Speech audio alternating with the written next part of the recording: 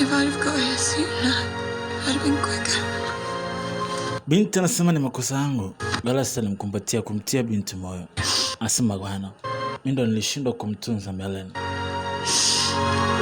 should have looked up. Kamba hujafanya kosa lolote lile. It's my fault. Ni makosa yangu mimi kama babake. Nilikuwa mtunzaji wake. You should... Ni kwamba kama sikumbateni mbele yangu hapa la. Mara beni nikazinduka. Melen amerudi. Melen kumbe uko hai. Akisema nitakufanya kirahisi mimi nafikiria nyie.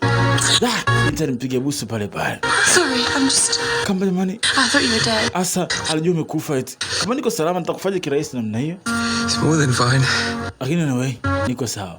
Binti alimpiga busu aiseda. What happened? Niki itendeka hasa. The last thing I remember. No, sikumbuka wa mwisho nilikunywa sijui kinywaji gani kile. So I forget the end. Sasa baada ya pale basi taarifa zilikuwa zimekaa huku mfalme akiendelea na mjadiliano pale. It's important. Galasi alimfuata mfalme. Kwa jambo la muhimu la kuongea nayo tuko busy kwa sasa. Jambo muhimu la kuhusu vita vinakwenda kupigwa kati yetu sisi nao. Mliwakosea watu wa ufalme wa Bayard hawakuhusika. Nataka tuongee jambo la siri.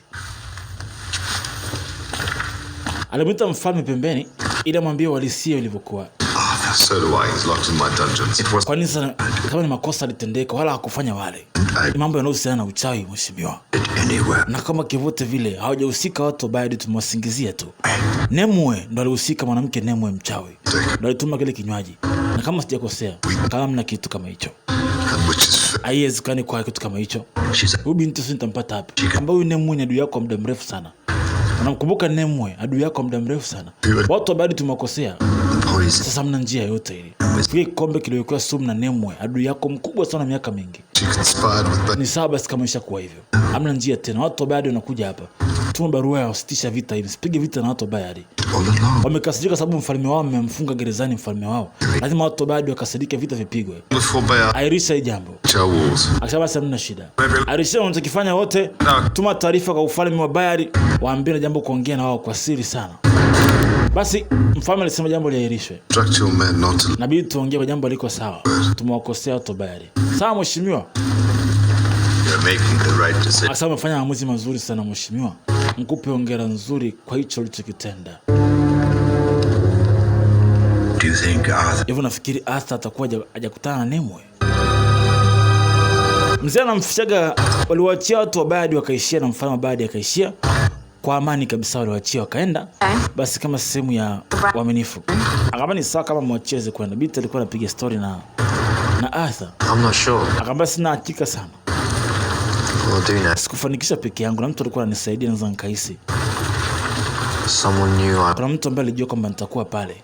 Baada ya kuona nikiwa pale, akaja kunipa msaada nikiwa kule pangoni. Huyo mtu sijui ni nani.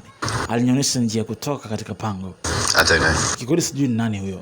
Ila ni mtu alishanisaidia. It was. Lakini kivote vile Because of that. ni wao ambao wamenisaidia mimi. Basi nafurahi umerudi ukiwa hai. Binti alikuwa anaongea naye tu. Babake alikuwa pembeni pale, hakuongea kitu mfalme. Watu wa Bayard waliishiwa kwa naishia, lakini mzee pia alijua kwamba alikosea. Hakupasa kumnyima mtoto wake kwenda kule. Alimfuata. Mwanamke alikutana naye kule msituni. Amekwambia ni nani? Na alikwambia nini? Not much. Asema kuniambia kitu sana. Ila anachokumbuka ni kwamba alikuwa busy sana kutaka kuniua mimi. Strange. Lakini nakumbuka niambia kwamba ni ajabu vile vile. Why? Kivipi? How's that? Asema kwa sababu alikuwa na uwezo wa kuniua lakini hakuniua japokuwa alikuwa na uwezo wa kuniua. Akasema kwamba si hatima yake mimi kufika katika mikono yake. Kwa hiyo aliniacha baada ya kuniambia hivyo. Mfalme anamjua huyu mtu anaitwa Nemwe. Anamfahamu sana huyu mchawi. Akabasi ni vizuri umerudi. Asema nilikutana na vitu vingi sana kule. Practice magic now. Lakini uchawi haruhusiwi hapa. Sasa uchawi utakiwa. Uchawi ni kitu kibaya kwenye dunia. Uchawi ndio mwanzo ubaya wa kila kitu mwanangu, umesikia? Hata siku moja kuja kuwa mfalme, usiwahi ruhusu uchawi katika ardhi. Na yule binti ni mchawi na ni mbaya. Sounds as if you know. Na kama unajua hicho kitu baba, ni kama unamfahamu binti. Akasema namjua ndio, namfahamu sana. Lakini licha hivyo kumjua mtu huyu alikuwa mchawi hapo zamani sana. Na sitaki kumjua mchawi wote kutoka hapo. Ila umefanya kitu kizuri sana mtoto wangu. Na najivunia kwa hicho tukifanya. I'm proud of you. Najivunia wewe hapa mtoto wangu. Never forget. Na usije kusahau kitu nilichokwambia. Mzee kabisa na uchawi ni vitu vili tofauti kabisa. Basi baada ya pale alikuja kumsalimia Melanie.